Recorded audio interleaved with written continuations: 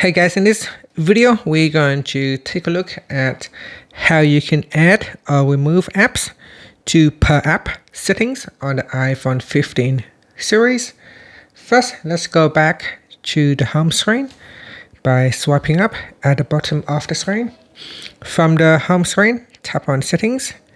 Now in the settings page, scroll down, then tap on accessibility. Next, we scroll down to the bottom and tap on per app settings. Next, in here, to add in more apps to the per app settings, tap on add app. Then from the list here, select the app that you want to add. And then tap on add app again to continue adding in more apps. And if you want to remove an app, you can tap on edit at the top here. Then tap on remove, then tap on delete, and that will allow you to delete apps from the per app settings. After that, tap on done. Now you can also swipe across here and then tap on delete.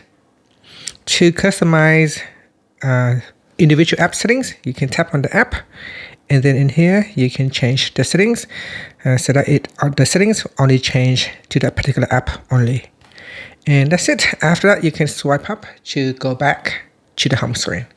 Thank you for watching this video. Please like and subscribe to my channel for more videos.